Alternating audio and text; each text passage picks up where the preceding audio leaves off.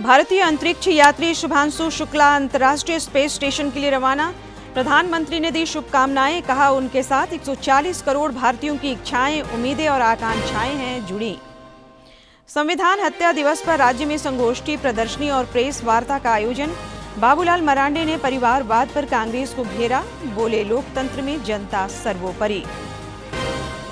झरिया कोयला क्षेत्र में संशोधित पुनर्वास मास्टर प्लान को केंद्रीय कैबिनेट की मंजूरी। अन्नपूर्णा देवी ने रेल मंत्री से की मुलाकात, कोडरमा गिरिडीह की रेल परियोजनाओं पर चर्चा।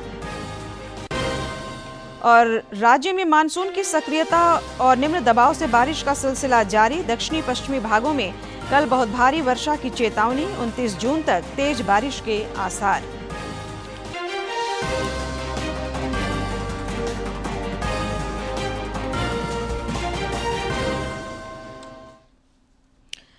नमस्कार, खबरें झारखंड में आपका स्वागत है। मैं हूं संध्या दिमता और अब समाचार विस्तार से।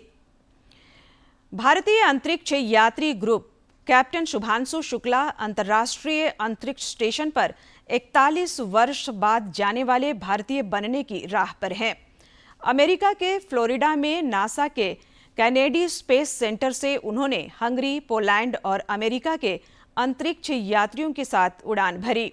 इस मिशन का संचालन कैप्टन शुभांशु शुक्ला कर रहे हैं।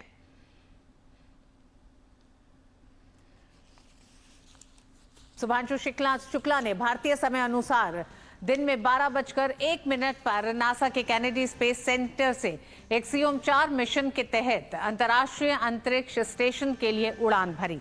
ग्रुप कैप्टन शुभांशु 4 सदस्यीय दल का हिस्सा हैं, जो फाल्कन 9 रॉकेट के जरिए ड्रैगन स्पेसक्राफ्ट में बैठकर अंतर्राष्ट्रीय अंतरिक्ष स्टेशन ISS के लिए रवाना हुए हैं। इससे पहले एक्सियोम 4 मिशन कई बार टाला जा चुका है। भारत के अंतरिक्ष यात्री राकेश शर्मा इससे पहले 3 अप्रैल 1984 को स्पेस मिशन पर सोवियत संघ की मदद से गए थे। शुभांशु शुक्ला लखनऊ के रहने वाले हैं और एयरफोर्स में ग्रुप कैप्टन पद पर हैं। 1 साल की कड़ी ट्रेनिंग के बाद उन्हें स्पेस मिशन के लिए चुना गया है।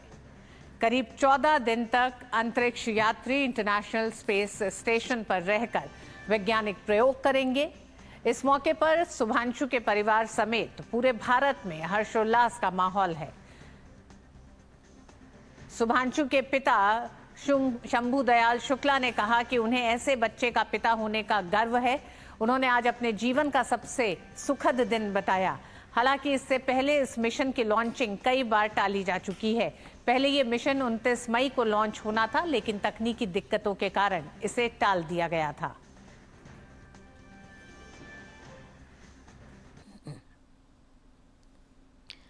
कैप्टन शुभांशु शुक्ला के अंतर्राष्ट्रीय अंतरिक्ष स्टेशन के लिए रवाना होने पर देश भर में खुशी की लहर है। राष्ट्रपति द्रौपदी मुर्मू ने भी शुभकामनाएं दी हैं। ग्रुप कैप्टन शुभांशु शुक्ला ने भारत के लिए अंतरिक्ष में एक नया मील का पत्थर बनाया। पूरा देश एक भारतीय के सितारों तक की यात्रा से उत्साहित और गौरवान्वित है। वो और अमेरिका, पोलैंड और हंगरी के एक्सियोम मिशन 4 के उनके साथी अंतरिक्ष यात्री साबित करते हैं कि दुनिया वास्तव में एक परिवार है। वसुधैव कुटुंबकम इस मिशन की सफलता के लिए मेरी शुभकामनाएं, जो नासा और इसरो के बीच स्थायी साझेदारी को दर्शाती है। चालक दल द्वारा किए जाने वाले व्यापक प्रयोगों से वैज्ञानिक अध्ययन और अंतरिक्ष अन्वेषण की नई सीमाएं सामने आई। प्रधानमंत्री नरेंद्र मोदी ने अंतरिक्ष मिशन के सफल प्रक्षेपण का स्वागत करते हुए भारतीय अंतरिक्ष यात्री ग्रुप कैप्टन शुभांशु शुक्ला और अन्य अंतरिक्ष यात्रियों को शुभकामनाएं दी हैं। श्री मोदी ने कहा कि भारतीय अंतरिक्ष यात्री ग्रुप कैप्टन शुभांशु शुक्ला अंतर्राष्ट्रीय अंतरिक्ष स्टेशन पर जाने की राह पर हैं। उनके साथ 140 करोड़ भारतीयों की इच्छाएं, उम्मीदें और आकांक्षाएं जुड़ी हैं।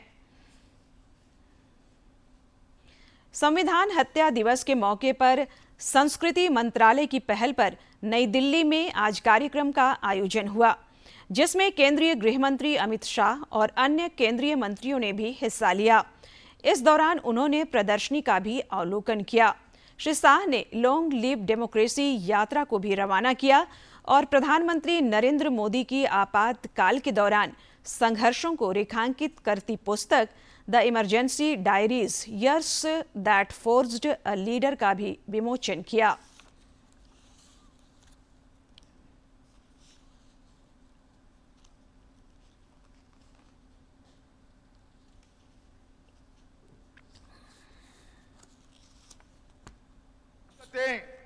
और नरेंद्र मोदी जी उस वक्त भूमिगत रहकर काम करते थे।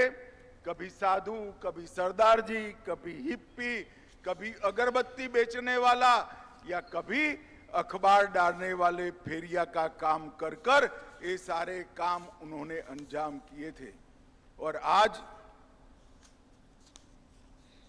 देखिए, विधाता भी जब न्याय करता है तो किस तरह से करता है। जिस 25 साल के युवा ने उस वक्त कांग्रेस पार्टी की प्रधानमंत्री इंदिरा गांधी के तानाशाही विचारों का विरोध किया, घर घर जाकर, गांव गांव जाकर, शहर में घूमकर विरोध किया, आज वही व्यक्ति जिस काम के लिए इमरजेंसी डाली गई थी, परिवारवाद को प्रस्तापित करने के लिए, वो परिवारवाद को आज वही व्यक्ति ने 2014 में पूरे देश से उखाड़ कर फेंक दिया। आपातकाल के समय प्रधानमंत्री नरेंद्र मोदी युवा थे।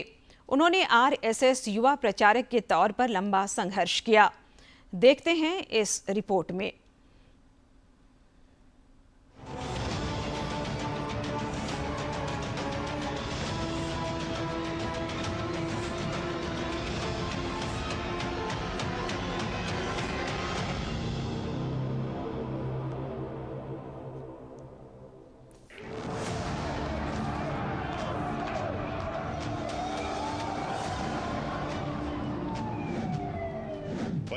जून 1975 देश में सूर्य का उजाला नहीं बल्कि आपातकाल का स्याह अंधेरा फैला हुआ था।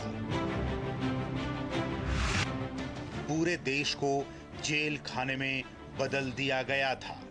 4 जुलाई आते आते राष्ट्रीय स्वयंसेवक संघ पर भी प्रतिबंध लगा दिया गया। सभाएं और रैलियां जोर पकड़ने लगी।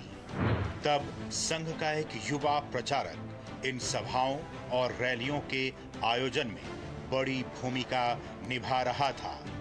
वो युवा थे हमारे वर्तमान प्रधानमंत्री नरेंद्र मोदी। युवा नरेंद्र मोदी ने जिस कुशलता और सटीकता से अपनी जिम्मेदारियों को निभाया, उसे देखते हुए राष्ट्रीय स्तर पर जयप्रकाश नारायण के नेतृत्व में बनी लोक संघर्ष समिति में उन्हें जनरल सेक्रेटरी की भूमिका सौंपी गई थी। युवा नरेंद्र मोदी का काम आपातकाल थोपने के इस निरंकुश कदम के विरोध में जनमानस को तैयार करना था। इसके अलावा एक और महत्वपूर्ण कार्य नरेंद्र मोदी कर रहे थे। वो था भूगर्भ पत्रिका का संपादन, प्रिंटिंग और वितरण। इस दौरान गिरफ्तारी से बचने के लिए खुद को बटुक भाई बना लिया। यही वजह रही कि पूरी इमरजेंसी के दौरान नरेंद्र मोदी पुलिस के हाथ नहीं आए। आपातकाल में लाखों संघ कार्यकर्ता जेलों में बंद थे और बाहर उनका परिवार आर्थिक तंगी से भी जूझ रहा था।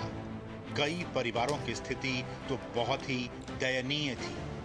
युवा नरेंद्र ने उनके परिवार तक आर्थिक मदद पहुंचाने की व्यवस्था की, वो भी उनके स्वाभिमान को ठेस पहुंचाए बिना। आखिरकार आपातकाल के विरुद्ध लंबे संघर्ष को सफलता मिली। लोकतंत्र के सूरज को फिर कोई आपातकाल का ग्रहण डस न जाए। देश इन अनुभवों को याद रखे, इसलिए इन्हीं अनुभवों को प्रधानमंत्री नरेंद्र मोदी ने तब गुजराती भाषा में संघर्ष मां गुजरात के नाम से कलमबद्ध किया था।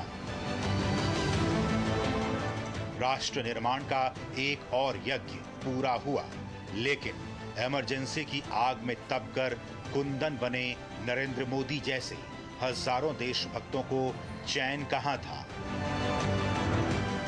वे फिर निकल पड़े नई जिम्मेदारियां लिए, फिर निकल पड़े नई राह पर आत्मनिर्भर और विकसित भारत के निर्माण की ओर।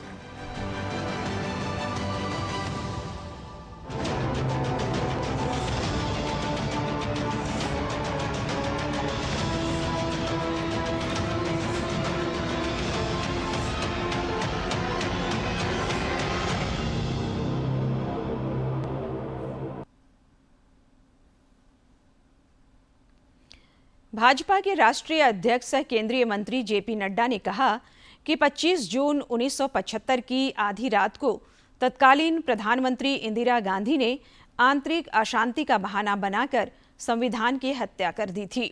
उन्होंने आरोप लगाया कि 50 साल बाद भी कांग्रेस उसी मानसिकता के साथ चल रही है।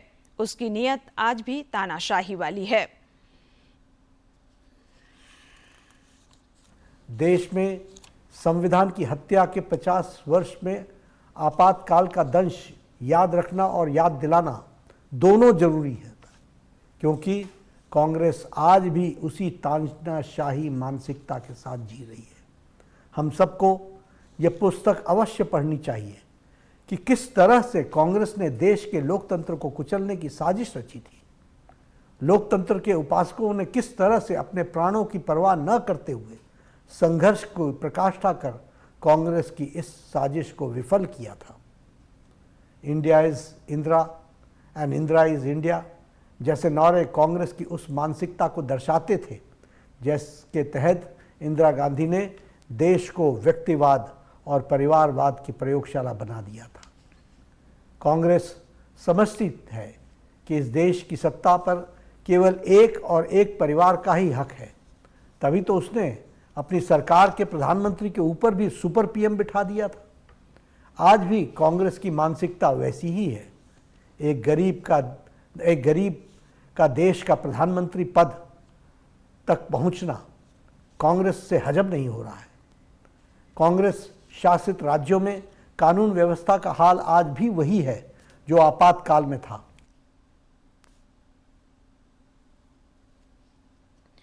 संविधान हत्या दिवस पर राज्य भर में आज संगोष्ठी, प्रदर्शनी और प्रेस वार्ता का आयोजन कर लोगों को आपातकाल के काले अध्यायों से अवगत कराया गया। भारतीय जनता पार्टी के प्रदेश अध्यक्ष बाबूलाल मरांडी ने गिरिडीह में सेमिनार को संबोधित करते हुए परिवारवाद पर कांग्रेस को जमकर घेरा। उन्होंने कहा कि लोकतंत्र में जनता ही सर्वोपरि है। आपातकाल के 50 साल पूरा होने पर गिरिडीह में सेमिनार का आयोजन हुआ, जिसे भाजपा प्रदेश अध्यक्ष बाबूलाल मरांडी समेत अन्य नेताओं ने संबोधित किया। श्री मरांडी ने कहा कि आज ही के दिन 50 साल पहले कांग्रेस ने देश में आपातकाल की घोषणा करके आम आदमी के मौलिक अधिकारों का हनन किया था, जबकि लोकतंत्र में जनता ही सर्वोपरि है। कि आज कांग्रेस पार्टी जिस प्रकार से चिल्ला रहे हैं, लेकिन वास्तव में इस संविधान की जब किसी ने उड़ाई तो कांग्रेस पार्टी।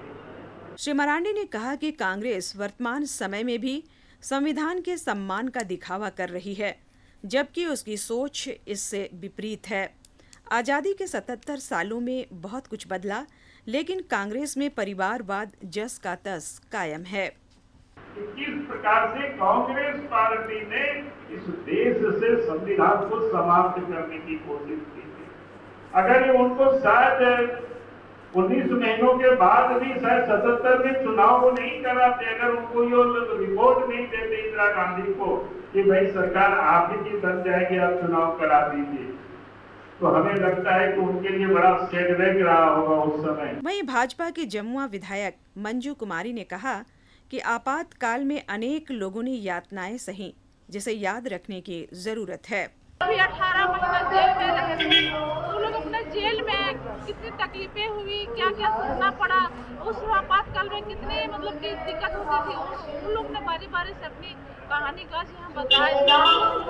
सुन के काफी हम लोग को तकलीफ हुआ, बहुत दर्द हुआ। सेमिनार में पूर्व मंत्री चंद्र मोहन प्रसाद, पूर्व विधायक लक्ष्मण स्वर्णकार और जिला अध्यक्ष महादेव दुबे समेत अन्य नेता मौजूद थे। गिरिडीह से रमेश प्रभाकर की रिपोर्ट। राजधानी रांची में भी संविधान हत्या दिवस पर कई कार्यक्रम हुए। भाजपा महानगर की पहल पर अखिल भारतीय लोकतंत्र सेनानी संघ द्वारा सम्मेलन का आयोजन हुआ। इस मौके पर पूर्व मंत्री सहरांची विधायक सीपी सिंह ने आपातकाल को भारतीय लोकतंत्र के इतिहास का काला पन्ना बताया। मौके पर भाजपा के संगठन महामंत्री समेत अन्य नेता मौजूद थे।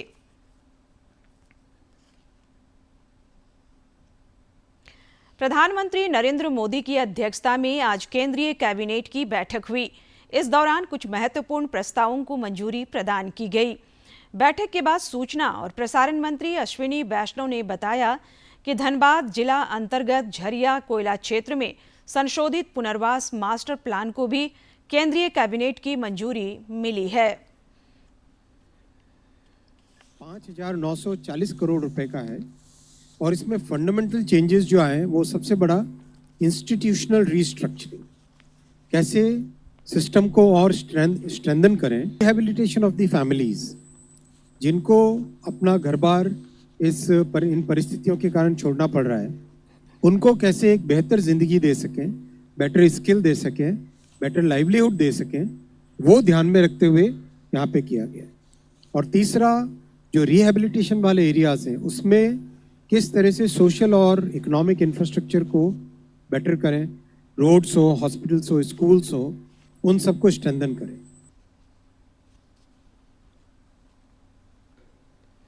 केंद्रीय मंत्री सह कोडरमा सांसद अन्नपूर्णा देवी ने नई दिल्ली में रेल मंत्री अश्विनी वैष्णव से मुलाकात की। इस दौरान झारखंड में रेल सुविधाओं के विस्तार पर दोनों के बीच बातचीत हुई। पारसनाथ गिरिडीह तिसरी गांवा सतगांवा रेल लाइन और कोडरमा न्यू गिरिडीह मधुपुर रेलखंड पर विशेष रूप से चर्चा हुई।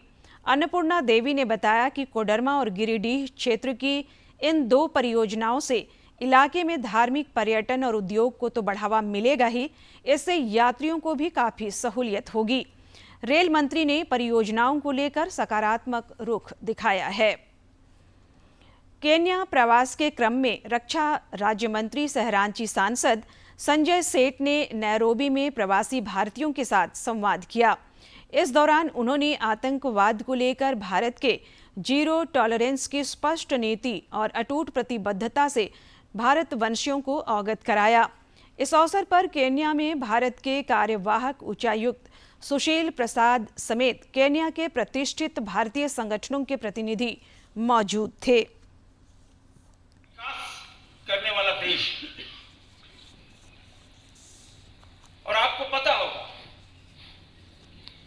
कि दुनिया की चौथी सबसे बड़ी आर्थिक शक्ति भारत जापान को, क्योंकि जापान का जो टेक्नोलॉजी था, आप सबको पता है जापान बहुत आगे था, लेकिन अभी 10 दिन पहले ही $5 ट्रिलियन की इकोनॉमी जापान को पीछे छोड़कर भारत बन गया है। और राष्ट्रीय सांख्यिकी कार्यालय रांची क्षेत्र विभाग की पहल पर आज से क्षेत्रीय प्रशिक्षण शिविर शुरू हुआ। इस प्रशिक्षण कार्यक्रम के दौरान प्रशिक्षुओं को घरेलू पर्यटन व्यय सर्वेक्षण, राष्ट्रीय घरेलू यात्रा सर्वेक्षण और निर्माण गतिविधियों के सर्वेक्षण से जुड़े विषयों पर अहम जानकारी दी गई। प्रशिक्षण कार्यक्रम का उद्घाटन राष्ट्रीय सांख्यिकी कार्यालय की अपर महानिदेशक सुनीता भास्कर, क्षेत्रीय प्रमुख उप महानिदेशक डॉक्टर विनीत कुमार समेत अन्य अतिथियों ने किया। अपर महानिदेशक ने बताया कि एनएसएस के 80वें दौर के तहत घरेलू पर्यटन व्यय सर्वेक्षण जुलाई 2025 से जून 2026 की अवधि का होगा। पहली बार राष्ट्रीय घरेलू यात्रा सर्वेक्षण भी एनएसएस 80वें दौर के सर्वेक्षण का हिस्सा होगा। उसका देश भर में ट्रेनिंग चल रहे है, तो रांची कार्यालय क्षेत्र का ट्रेनिंग यहाँ पे अभी आयोजित हुआ है। उसमें रांची कार्यालय के अंदर का सभी survey enumerators and survey supervisors and officers training लेने के लिए यहाँ इकट्ठा हुआ है। ये 3 दिन का प्रोग्राम है। इसके साथ हमारा एक नया सर्वे कंस्ट्रक्शन सेक्टर का भी शुरू हो रहा है, उसका भी ट्रेनिंग आयोजित है। पलामू मेदनी राय मेडिकल कॉलेज हॉस्पिटल के 2 छात्रों को निलंबित किए जाने के खिलाफ जूनियर डॉक्टर हड़ताल पर चले गए हैं। उन्होंने प्राचार्य डॉक्टर PN महतो के खिलाफ जमकर नारेबाजी की और उन्हें हटाने की मांग की। आंदोलनरत जूनियर डॉक्टरों ने मांग पर जोर डालने के लिए अस्पताल अधीक्षक कार्यालय का घेराव भी किया। उन्होंने आरोप लगाते हुए कहा कि मेडिकल कॉलेज में उनकी बेसिक जरूरत पूरी नहीं होती। मांग करने पर प्राचार्य द्वारा छात्रों को निलंबित करने की चेतावनी दी जाती है। 2 छात्रों को 1 महीने के लिए निलंबित कर दिया गया है। अस्पताल अधीक्षक डॉक्टर अजय कुमार समेत जिला प्रशासन के पदाधिकारी जूनियर डॉक्टरों को समझाने का प्रयास करते दिखे। जूनियर डॉक्टरों के प्रदर्शन के मद्देनजर पुलिस कर्मियों की तैनाती की गई है। डिसिप्लिन से संबंधित थी और जो मैं पिछले 5-6 महीना से कोशिश कर रहा हूं कि बच्चे मेरे जो हैं कम से कम रोड पर सुरक्षित जाए। ये मेरा प्राइम इंटरेस्ट है। मेरे लिए वो बहुमूल्य रत्न के समान है। मैं किसी भी हालत में मैं उनको नहीं खो सकता हूँ। मेरा एक डॉक्टर यहाँ से मर चुका है just because of this helmet नहीं था। और मैं वैसा अभी भी 5-6 अगर मेरे हेलमेट सिस्टम नहीं लागू किया होता तो 5 लोग अभी भी इस दुनिया में नहीं होते। रांची के मोरी थाना क्षेत्र अंतर्गत कोचो पंचायत में एक घर में बाघ घुस आया, जिससे इलाके में हड़कंप मच गया। प्रशासन द्वारा ग्रामीणों की सुरक्षा के लिए इलाके में निषेधाज्ञा लागू की गई है और बाघ के रेस्क्यू के प्रयास जारी हैं। लोहरदगा के कोड़ू थाना क्षेत्र में लेवी वसूलने पहुंचे PLFI के 2 नक्सलियों को पुलिस ने धर दबोचा। पुलिस अधीक्षक सादिक अनवर रिजवी ने बताया कि ये नक्सली पुलिया निर्माण कार्य में लगे संवेदक से लेवी की मांग कर रहे थे और उन्हें धमका भी रहे थे। इन नक्सलियों को जाल बिछाकर पुलिस ने गिरफ्तार कर लिया।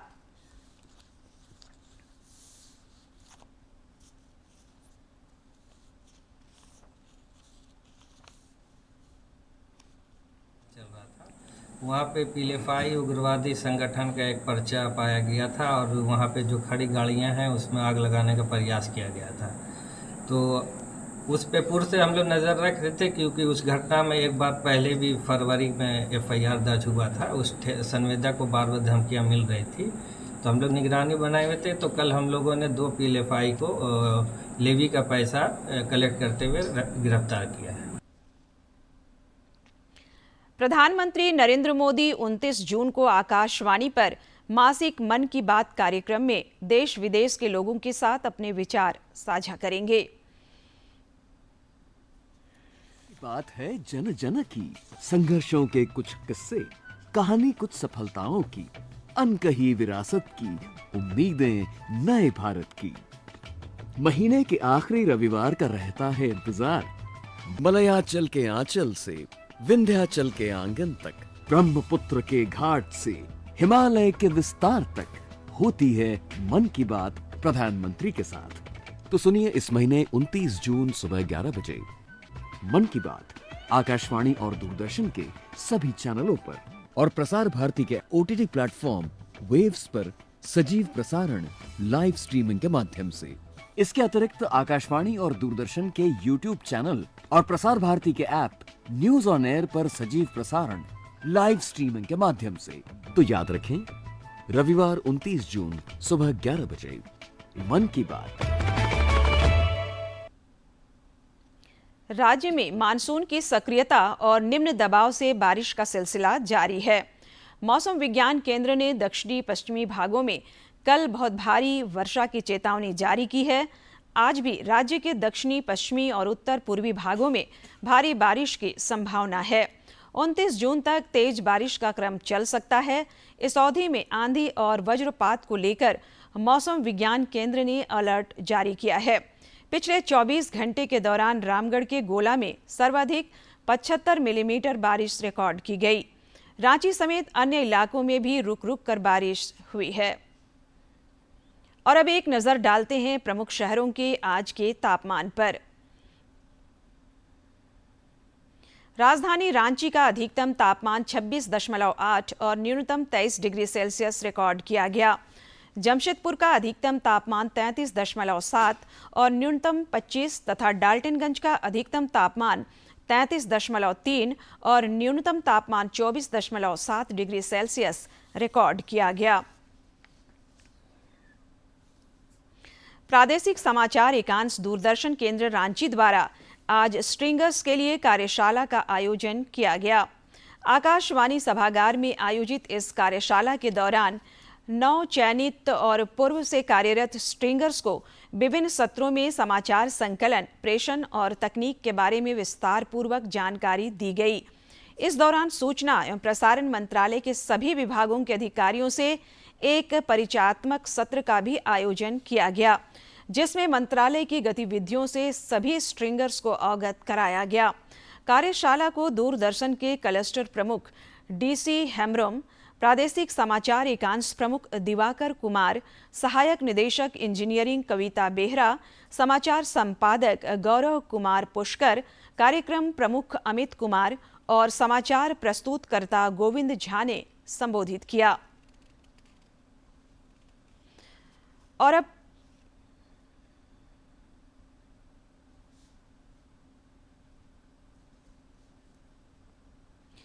राज्य भर में नशा मुक्ति अभियान को लेकर विविध कार्यक्रमों का सिलसिला लगातार जारी है।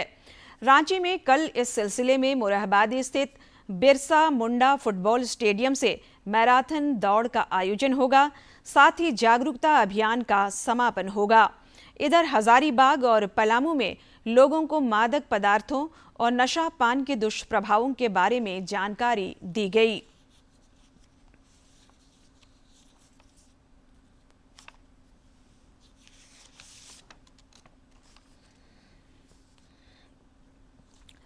अंत में मुख्य समाचार एक बार फिर।